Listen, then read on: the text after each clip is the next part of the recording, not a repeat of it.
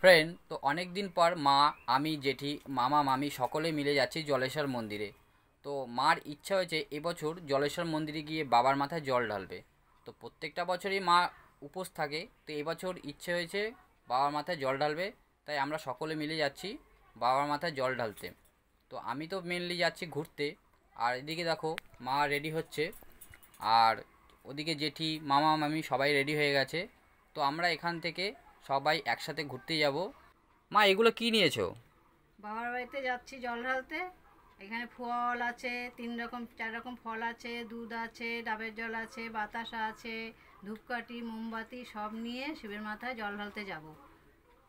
তার জন্য এগুলো সব নিয়ে যাচ্ছি। তো চলে যাচ্ছে আমাদের গাড়ি, এই গাড়িটা করে আমরা এখন সবাই মিলে যাব।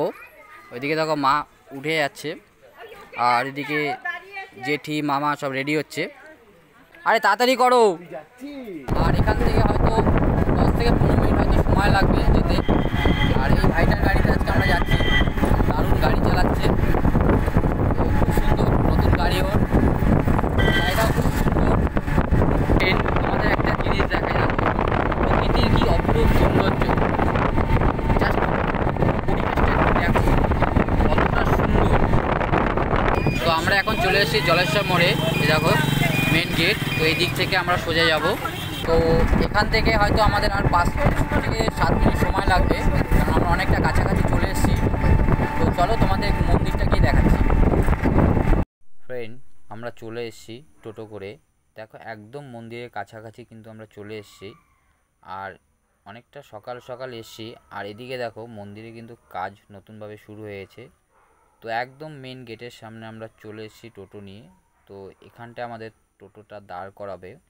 তো এখান থেকে আমাদের সকলকে নেমে যেতে হয়েছিল। এদিকে মা, জেঠি সকলে কিন্তু এগিয়ে যাচ্ছে, কারণ তারা জল ঢালবে।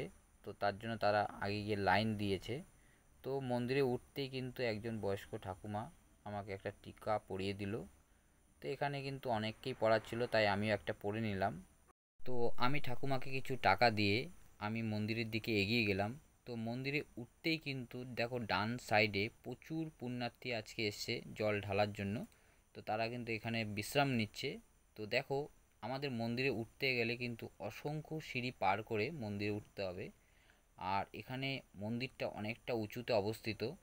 তো তার জন্যই কিন্তু এই সিঁড়িগুলো আমাদের খুব সাবধানে কিন্তু পার করে উপরের দিকে যেতে হচ্ছে। দেখো মন্দিরের ঠিক সাইডে কিন্তু এখানে বেদি করা আছে।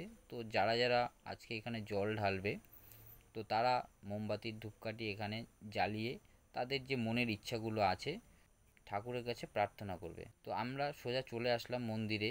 আর দেখো মন্দিরে কিন্তু সকাল সকাল প্রচুর পুণ্যার্থী লাইন দিয়ে দাঁড়িয়ে আছে। তো এইভাবে কিন্তু আজকে আমরা সকলে পৌঁছে গেছিলাম জলেশ্বর মন্দিরে।